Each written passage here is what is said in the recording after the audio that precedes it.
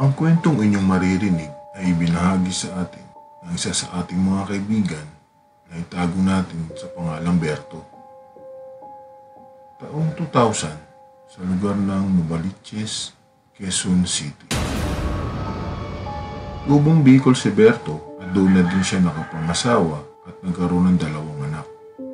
Sila Dondon, ang panganay na lalaki ng anak, 10 taong gulang, at si Berna naman, 7 taong gulang na babae. Bakasyon ng mga bata sa school, kaya naisipan ni Berto ng kanyang asawa na dalawin ang kanilang kamag-anak sa Maynila. Pagkatapos ayusin ng mag-anak ang mga gamit na kanilang dadalhin, ay sabay-sabay na nilang inilagay ito sa kanilang pampasaherong jeep. Pamabasada ng jeep ang kinabubuhay ni Berto sa lugar ng Bicol. Dahil sa kanyang pagsusumikap, ay nakapundar siya ng sarili niyang sasakyang pangpasahero. Dahil sarili naman nilang sasakyan, kaya walang magiging problema kung magtatagal sila sa lugar ng kanyang mga kamag-anak sa Maynila. Bago pa man sumikat ang bukang liwayway, ay kasalukuyan ng bumabiyahe ang mag-anak. Dahil sa layo at haba ng biyahe nila at sa mga traffic na kanilang nadadaanan, kaya't 3:00 na ng hapon nang sila'y makarating sa lugar ng kanyang mga kamag-anak. "Oh, Berto, ang pogi ng pamangkin ko." Salubong kay Berto ng kanyang tiyahin, si Nanay Lenny. "Mabuti naman at naisipan mong dalawin kami. Hindi ba kayo napagod sa biyahe? At mabuti naman pamangkin at tanda mo pa ang mga daanan dito sa amin. Nako, marami ng mga establimentong nagliparan dyan." Wika nito kay Berto. "Pasensya na po kayo, Tia Lenny. Ngayon lang kami ulit nakapasyal dito. Mabuti nga, natatandaan ko pa yung mga daanan eh. Hindi ka na nga po kayo magkaligaw-ligaw eh. Dahil may mga bahay na po pala dun sa mga daanan na natatandaan ko ng puno pa tsaka mga damo pa yung mga nandoron." Tugon naman ni Berto sa kanyang tiya. Sabay lapit ng mga anak ni Berto at nagmano ito sa matandang babae. "Ito na ba ang mga apo ko? Aba, malalaki na pala sila." Wika na matanda habang nakangiting nakatingin sa 2 anak ni Berto. "Oo, tiya, Malalaki na nga ang mga yan. Tunayan po, 10 taon na yan si Dondon. Ito namang bunso namin si Berna, 7 taon na." Wika ni Berto sa kanyang tiya Lenny. Lumipas pa ang mga oras na puno na ng kamustahan, kasiyahan at tawanan ng buong bahay ng tiya ni Berto. Nagdatingan na din kasi doon ng ilang mga kamag-anak nila na malapit lang doon ang mga bahay. Ilang mga sandali pa, pagkatapos nilang kumain, ay nagpaalam na sila sa isa't isa upang makapagpahinga na rin sila Berto at ang kanyang anak. Malaki ang bahay ng tiya ni Berto kahit wala itong palapag. Meron itong 5 kwarto, may malawak na bakanting lote. Kung tawagin ito ay bungalow. Sa likod bahay nito, doon mo makikita ang maluwag na lote. Meron ditong malalaking puno ng rimas, puno ng saging, puno ng bayabas, puno ng nyog. Habang mahimbing ng pagpapahinga ng mag-anak sa kanilang kwartong tinuluyan, bigla na lang nagising at nababalikwas si Berto dahil sa mga ingay na kanyang naririnig. Gayon na lang ang kanyang pagtataka dahil sa kabila ng mga ingay na kanyang naririnig ay mahimbing na rin ang pagtulog ng kanyang mag-anak. Dahan-dahan namang bumangon at lumabas ng pinto si Berto upang tunguin kung saan nagmumula ang mga ingay na kanyang naririnig. Gayon na lang kanyang pagtataka dahil wala namang siyang naabutang tao kung saan nagmumula ang mga ingay. Kaya naisipan na lang ni Berto na bumalik sa kanilang kwarto upang makapagpahinga. Kinabukasan, pagkatapos nilang mag-agahan, ay kinausap ng palihim ni Berto ang kanyang tiya tungkol sa kanyang naranasan ng nagdaang gabi. Hindi niya na pinarinig sa kanyang mag-ina ang sa ganon ay hindi na ito matakot at mangamba pa. "Matagal ko nang naririnig at nararanasan ng mga yan. Ako iho, simula nang lumaki ang mga puno dyan sa likod, lalo na yung rimas. Huwag na huwag pala kayong pupunta doon at lalo na pag Biyernes at Martes. Ako, delikado doon, lalo na kapag hating gabi na. At tandaan mo Berto, sabihan mo yung mga anak, huwag sila maglalaro doon. Mas maganda na yung nag-iingat tayo. Hindi natin sila nakikita. Baka may masagi pa kayo kung anong hindi katulad sa atin." Wika na matanda. Lumipas pa ang ilang araw, linggo, naging masayang bakasyon ng mag-anak sa bahay ng tiya ni Berto.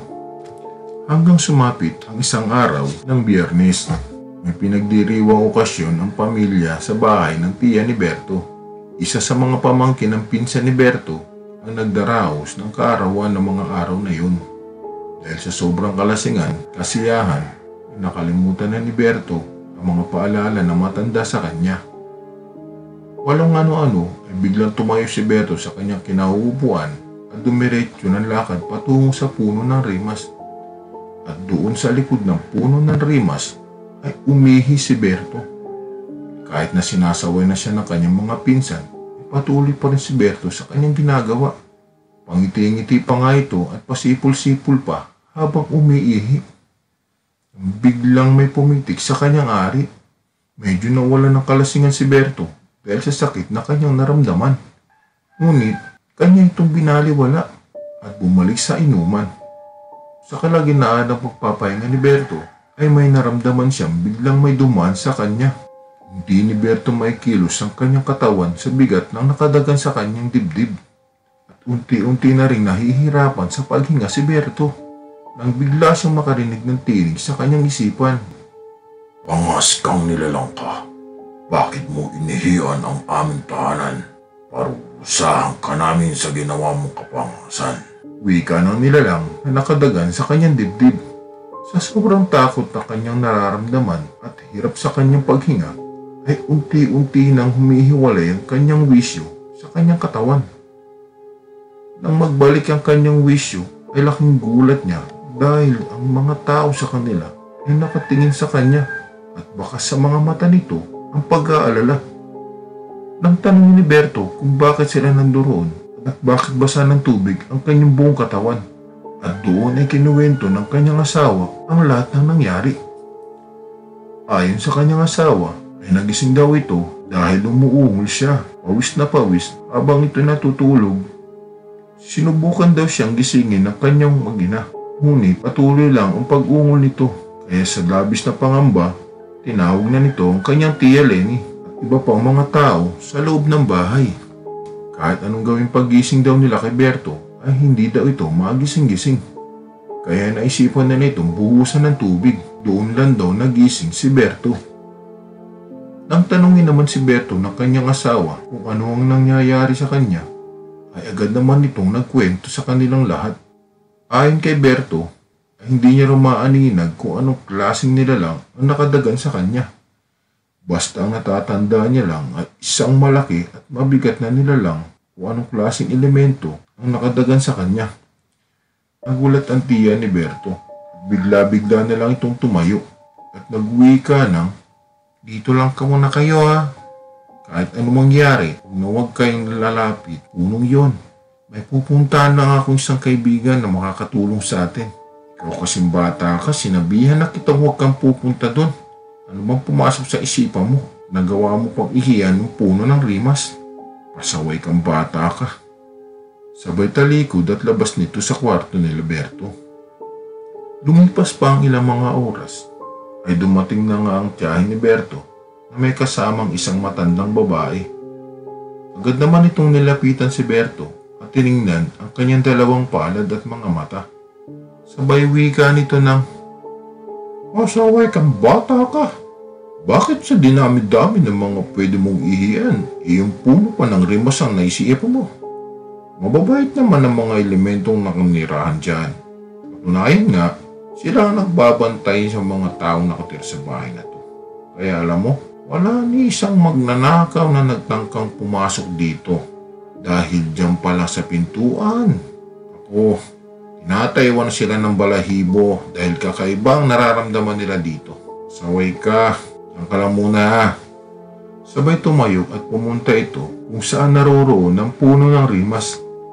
Kitang-kita ni Berto kung anong ginagawa ng matanda. Para daw itong may kinakausap sa punong yun, pero wala naman daw itong nakikita. Maya-maya pa, bumalik ang matanda sa harapan ni Berto. Umarap ito kay Berto at tagwika, "Ikaw ang kailangan nilang humingi ng tawad sa kanila dahil ikaw ang nagkasala. dahil sa ginawa mong kabastusan sa kanila. Kaya ang gusto nila, ikaw mismong humingi ng tawad. Mangako na hindi mo na ulitin ang ginawa mo. Kung hindi, tatanggalin nila ang iyong pagkalalaki. Yun ang sabi nila. Natakot si Berto sa kanyang narinig at sabay hawak sa kanyang ari. Doon palang naramdaman ni Berto ang sakit ng kanyang ari na mahawakan niya ito. Mabilis niya naman itong tiningnan at gulat na gulat siya sa nakita niya. Namamaga, pulang-pula na ang ari niya. Takot naman si Berto na nagtanong sa matanda kung anong paraan ang paghingi ng tawad na kanyang gagawin. Tumugon naman ang matanda na kailangan niya mag-alay ng 2 buhay na manok panalangin pagdating ng hating gabi sa harap ng puno ng rimas.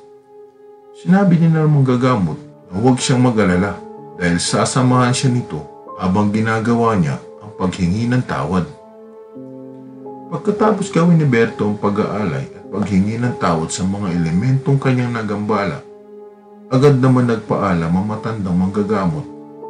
Pilit pang inaabutan ni Berto ng pera ang matandang manggagamot, ngunit hindi nito tinanggap.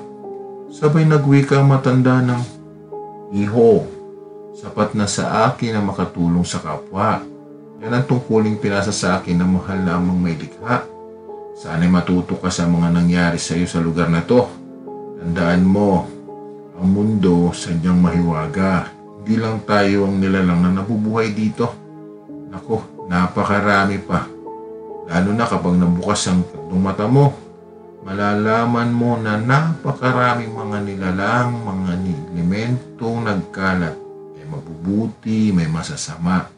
Kaya ikaw, kung anong sabihin ng matatanda, sundin mo. Wala namang mawawala sa'yo. Tandaan mo, ang pagsunod sa matanda ay makabubuti sa mga bata." Sabay talikod at taglakad ng matanda. Tumipas pa ang ilang mga araw ay unti-unti nang gumagaling ang pamamaga ng ari ni Berto. Linggo pa ang nagdaan, tuluyan na nga itong gumaling. Ngunit sa mga araw na nagdaraan, naroon pa rin ang takot ni Berto sa puno ng rimas. Simula nang nangyari sa kanya yun, hindi niya na magawang tumingin sa puno na yun dahil natatakot siya na baka may makita siyang elementong nakatingin sa kanya. Lumipas ang 1 buwan, nagpaalam na rin ang mag-anak na sila'y babalik na sa kanilang lugar. Nagpaalam si Berto at ang kanyang asawa sa kanyang tiyain na si Tia Leni at sa mga pinsan nito na nandoon. Hindi makakalimutan ni Berto ang mga naranasan niya sa lugar na kanyang Tia Leni noong sila'y magbakasyon sa Novaliches, Quezon City.